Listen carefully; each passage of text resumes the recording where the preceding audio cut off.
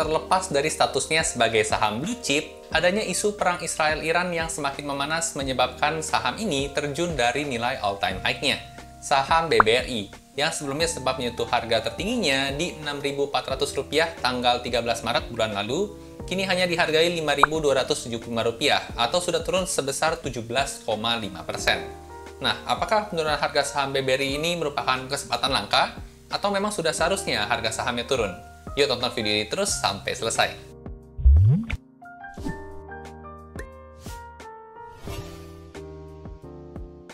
Halo dan selamat datang kembali channel saya, Jonathan Tamrin. Buat teman-teman yang baru pertama kali nonton, di channel ini saya sharing hal-hal seputar saham dari sudut pandang fundamental.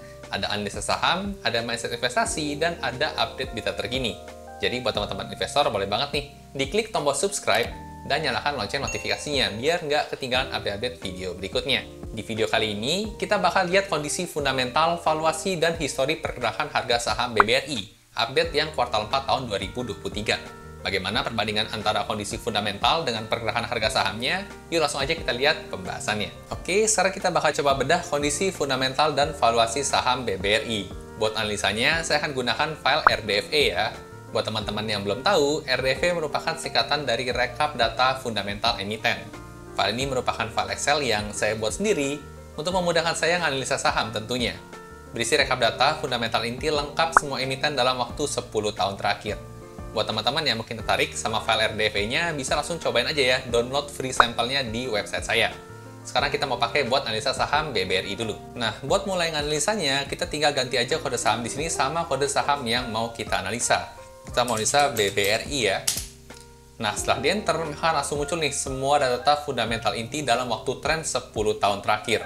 Semua angkanya juga sudah dalam miliar rupiah, jadi kita gampang kalau kita mau compare kinerja dengan tahun-tahun sebelumnya.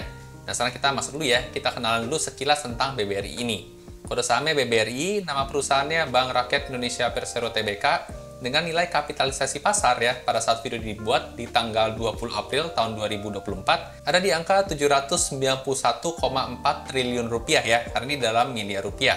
Untuk sektornya, seperti yang kita tahu, ada di bagian keuangan dan subsektornya adalah perbankan. Untuk IPO-nya sendiri, untuk BBRI ini sejak tahun 2003 ya, jadi kurang lebih sudah 21 tahun melantai di bursa, kita bisa jual beli sahamnya. Dan untuk harga sahamnya, per video dibuat ada di angka Rp5.275 ya, atau sudah turun sekitar 17,5% dari harga saham tertingginya. Nah, di tengah memanasnya isu perang ya, antara Israel dan Iran ini, kita sebagai investor harus bersikap rasional. Dalam jangka pendek, tentunya isu perang ini akan mempengaruhi pergerakan IHSG ya, dimana kalau IHSG turun, biasa saham-saham di dalamnya itu turun lebih dalam lagi. Tapi bagi investor yang jeli menganalisa, tentunya hal ini bisa jadi sebuah kesempatan ya. Bisa jadi di momen seperti ini kita menemukan harga saham yang turun, tapi secara kinerja keuangan meningkat. Nah, sekarang kita akan coba lihat ya, evaluasi untuk BBRI ini, gimana tren kinerja keuangannya. Oke, kita akan lanjut untuk hal pertama yang kita bakal analisa, yaitu soal laporan laba rugi perusahaan.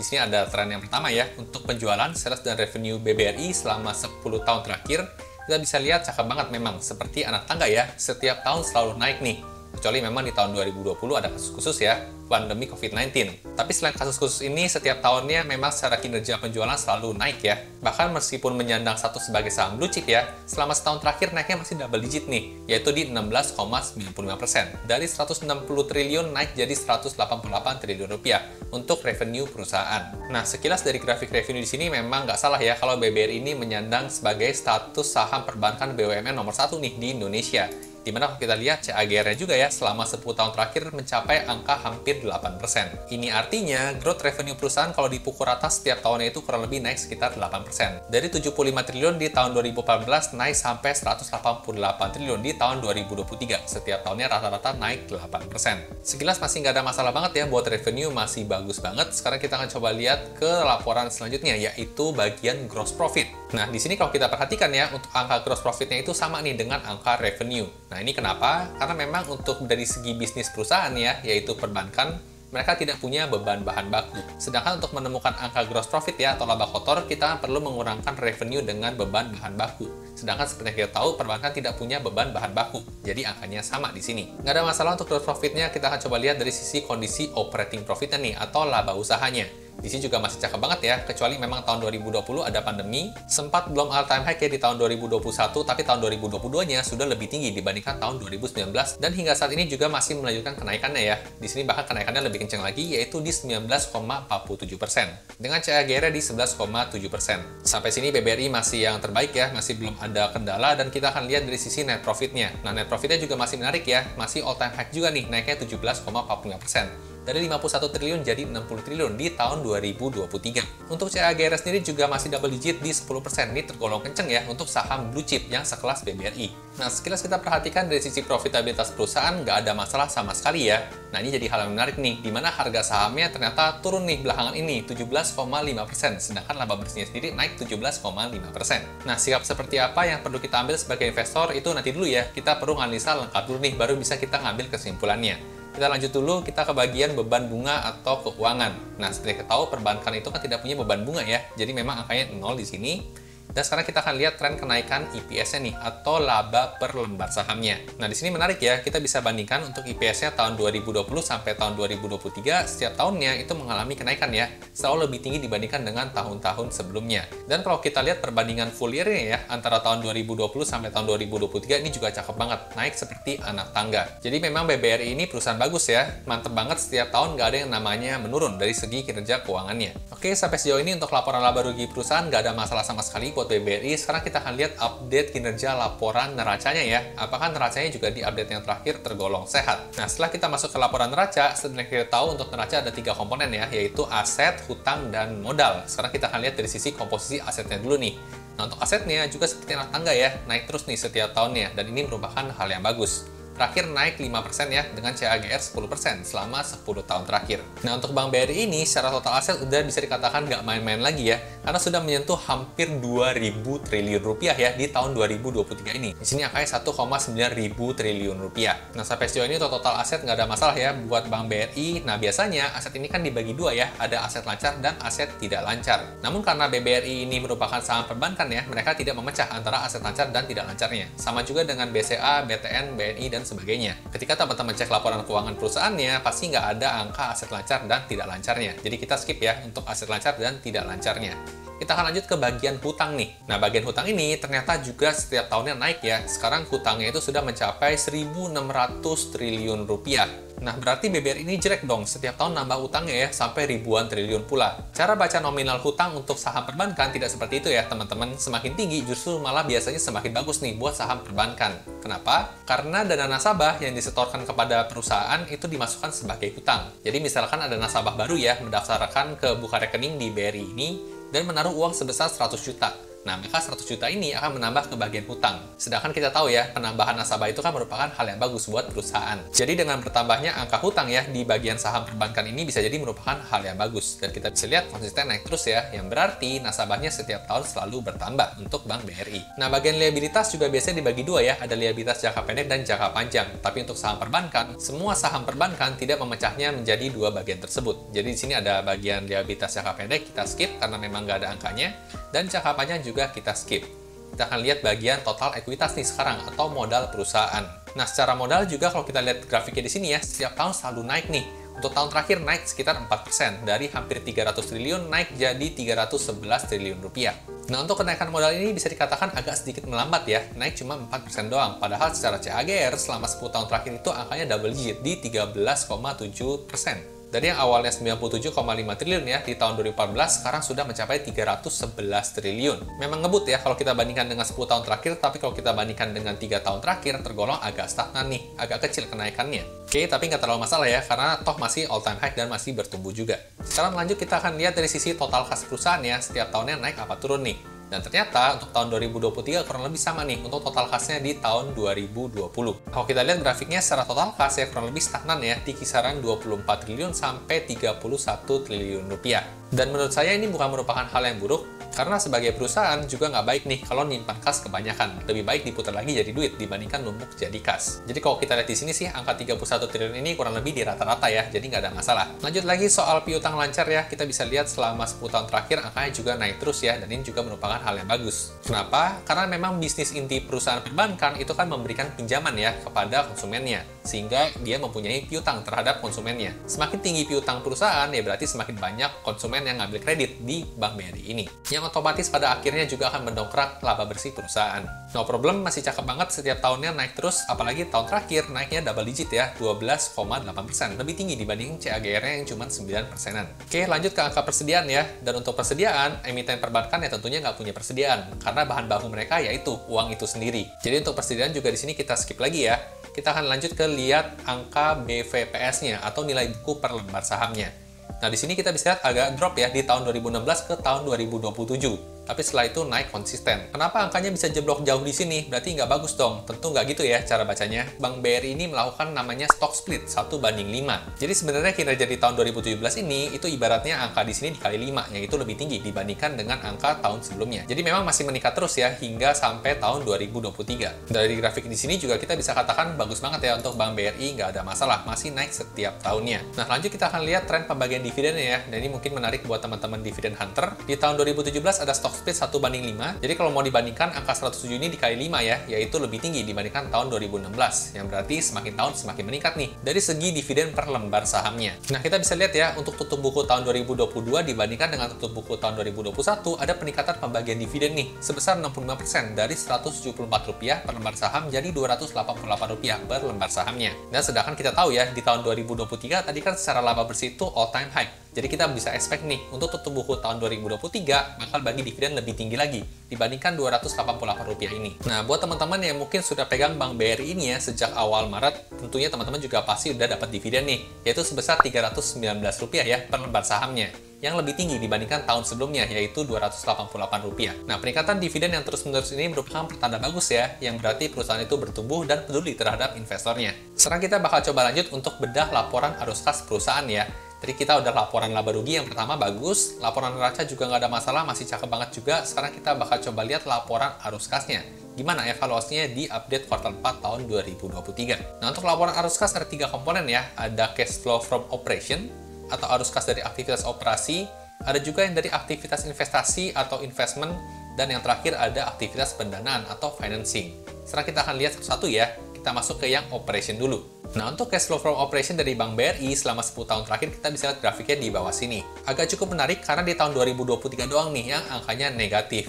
Nah, untuk angka CFO ini, kita sebenarnya harapannya angkanya positif nih. Karena kalau angkanya positif, itu artinya perusahaan lebih banyak dapetin duit dibandingkan keluarin duit di tahun tersebut. Nah, kita bisa lihat ya, selama 10 tahun terakhir hampir bisa dikatakan ideal. Cuman sayang di tahun 2023 nih, agak minus 4,9 triliun rupiah. Nah, semoga nanti ya kita cek lagi di update kuartal 1 tahun 2024, semoga angkanya sudah positif lagi. Nah, sekarang kita lanjut evaluasi ya, untuk aktivitas investasinya selama 10 tahun terakhir, grafiknya dominan minus nih.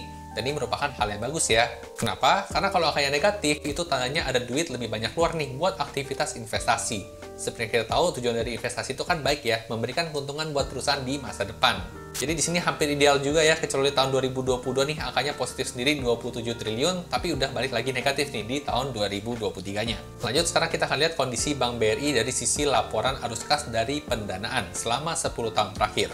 Nah, di sini lebih variatif lagi ya. Ada yang positif, ada yang negatif. Nah, buat CFF ini sebenarnya harapan kita adalah angkanya negatif nih. Karena kalau angkanya negatif, itu menunjukkan kalau perusahaan keluar uang ya untuk aktivitas pendanaan, yaitu melunasi hutang dan membayarkan dividen. Kalau angkanya positif, berarti perusahaan mendapatkan pendanaan dari luar. Nah, kalau kita lihat di sini tahun 2023 sih bagus ya, angkanya negatif dan besar juga, hampir 40 triliun rupiah.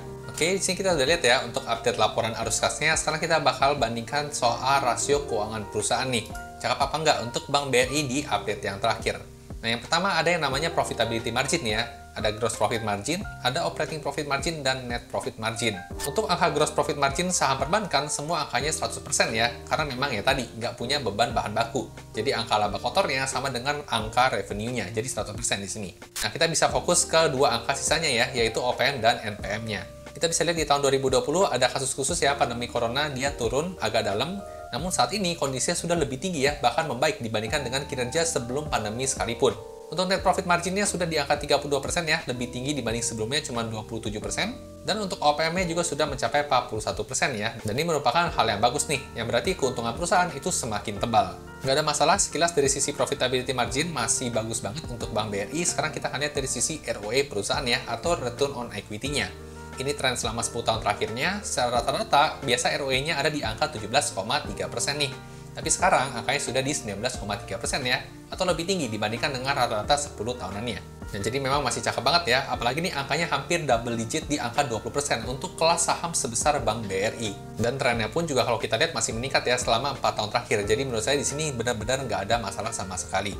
Sekarang kita lanjut ke bagian rasio hutang ya, untuk debt to equity ratio. Selama 10 tahun terakhir, trennya terlihat sedikit menurun ya, dari yang pernah di 7,2, sekarang tinggal di 5,2 aja.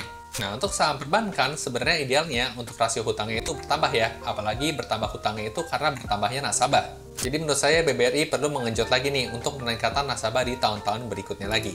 Jadi trennya tidak terkesan selalu turun ya. Nah, lanjut kita evaluasi ya untuk rasio selanjutnya. Nah, ini terkait dengan karena BBRI saham perbankan tidak punya beberapa rasio ya, karena memang tidak ada angkanya untuk saham perbankan. Baik untuk cash ratio ya, di sini tidak bisa dihitung karena tidak punya aset lancar.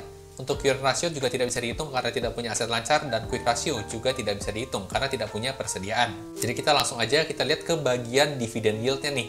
Nah, selama 10 tahun terakhir, ternyata trennya semakin lama semakin meningkat ya. Dari yang awalnya dividen yield-nya kisaran 2-3% aja, di update tahun 2022 bisa mencapai 5,8% ya untuk dividen yield perusahaan. Nah, buat teman-teman yang investor long term mungkin ya, yang berharap dengan dividen, boleh nih untuk mempertimbangkan BBRI. Apalagi setiap tahunnya ya, untuk pembagian dividennya secara nominal selalu meningkat terus. Nah, oke, kita sudah menganalisa kondisi fundamental Bank BRI ya, dari laporan laba rugi, laporan neraca, laporan arus kas, dan rasio perusahaan. Nah, kalau teman-teman punya kesempatan untuk membandingkan dengan Bank BCA ya, Bank BCA itu secara angka-angkanya memang lebih top tier lagi dibandingkan Bank BRI. Nah, kenapa saya pilih analisa Bank BRI ya dibandingkan dengan saham Bank BCA? Itu dikarenakan saya melihat peluang ya dari penurunan harga saham dari all time high-nya. Kemarin Bank BRI itu kan turun 17,5%. Bank BCA itu meskipun turun tapi cuma sekitaran 8%-an aja. Jadi menurut saya untuk Bank BRI ini punya potensi naik yang lebih tinggi nih kalau misalnya balik ke angka all time high-nya lagi. Ngomong-ngomong soal harga saham, tentunya pertanyaan selanjutnya adalah harga saham BRI ini ya, apakah tergolong under value, murah, harga wajar, atau sudah kemahalan? Nah, buat jawab pertanyaan itu, kita perlu lihat rasio valuasi ya. Sekarang kita akan coba lihat rasio valuasi perusahaan di bagian rasio valuasi di sini. Nah, untuk rasio valuasi yang pertama, kita bisa lihat dari sisi rasio valuasi price to book value ya. Ini merupakan tren selama 10 tahun terakhir. Angka terakhir di 2,5, sedangkan average-nya di 2,4 nih. Nah, buat teman-teman yang belum familiar ya, pakai PBV itu kita berpatokan pada angka 1. Semakin tinggi dari angka 1 berarti semakin over value, semakin rendah dari angka 1 itu semakin under value. Nah, cuma dengan catatan ya, perusahaan bagus biasanya memang tidak divaluasi murah. Contohnya saham Bank BRI ini, selama 10 tahun angkanya selalu jauh di atas 1 ya, dengan rata-rata di 2,47. Nah, di sini ada dua strategi ya, ada yang membandingkan dengan average 5 tahunannya, ada yang juga membandingkan dengan angka fair di angka 1. Nah, sekarang untuk angkanya di 2,54 ya. Nah, kalau angka 2,54 ini balik ke angka average-nya ya, di 2,47, berarti punya potensi loss nih sekitar 3%. Dengan target harganya di 5.121 malah, tergolong fair value. Nah, kalau kita bandingkan dengan angka 1 malah lebih jauh lagi ya, bisa punya potensi loss sebesar 60%. Tapi menurut saya sih nggak cocok saham blue chip pakai strategi yang ini. Lebih cocok pakai strategi yang ini ya. Jadi memang tergolong fair value nih secara PBV-nya untuk Bank BRI. Nah, kita lanjut bandingkan dengan rasio valuasi yang lain ya, yaitu ada juga yang namanya PE ratio atau price to earning ratio.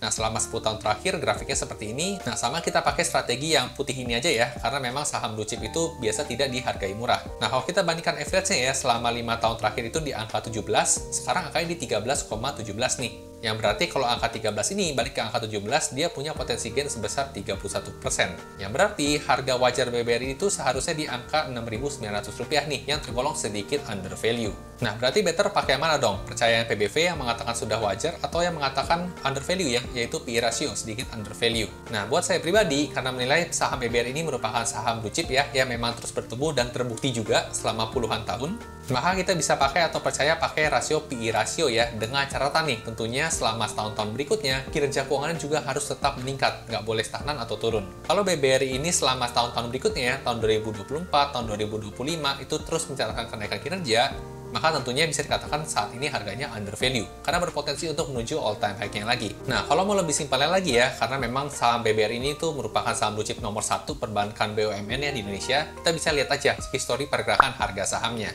Kita tahu ya, semenjak IPO Bank BRI ini di tahun 2023 sudah mengalami beberapa krisis global, yaitu contohnya di tahun 2008 ya, ada krisis bubble property di Amerika Serikat, Dan juga tahun 2020 ada pandemi COVID-19. Dan kalau kita lihat ya, pergerakan harga sahamnya selalu akhirnya bisa menembus all-time high-nya juga. Nah, kalau misalnya mau simpelnya ya, dengan melihat kinerja keuangan dan kita percaya untuk Bank BRI ini bisa balik seenggaknya all-time high lagi aja, maka harga sahamnya sendiri pun saat ini sudah punya potensi gain sebesar 20-an% ya. Itu pun belum ditambah dengan potensi dividen di tahun-tahun berikutnya lagi. Nah, tentunya seperti biasa ya, saya disclaimer dulu, tujuan dari pembuatan video kali ini bukan untuk memberikan rekomendasi beli atau jual suatu saham. Jadi saya hanya pure ya, men-sharingkan temuan-temuan yang saya temukan menarik. Bagus kalau teman-teman dapat insight, tapi buat beli atau jual suatu saham, teman-teman tetap harus ngerjain PR sendiri nih, atau do your own research. Oke, jadi itu tadi hasil sharing analisa fundamental dan valuasi saham BBRI versi saya. Buat teman-teman yang tertarik sama file Excel RDV-nya, sekarang RDV ada dua versi ya. RDV Basic yang lebih terjangkau dan RDV Plus tadi yang lebih lengkap dan premium. Saat ini sudah ada 700-an emiten yang rilis laporan keuangan kuartal 4-nya. Nah, buat teman-teman yang pesan, bakal dapat free update nih. Berkala minimal 1 kali setiap minggunya sampai lengkap data 800-an plus laporan keuangan kuartal 4 emitennya. Teman-teman juga boleh coba file sampelnya dulu gratis, download aja langsung di website saya, joetamrin.com. Jadi kalau cocok, bisa langsung pesan aja. Nah, untuk pemesanan, boleh DM atau email saya ya, panggil aja Bang Mas Bro Bebas. Mau pesan file RDV-nya dong, nanti bakal dibantu sama tim saya buat pemesanannya. Info lebih lengkapnya lagi soal paket dan harga bisa langsung DM IG atau cek highlight-nya di sini ya. Nah, gimana nih teman-teman setelah dengar analisa tadi, seberapa setuju dengan analisa saya yang tadi?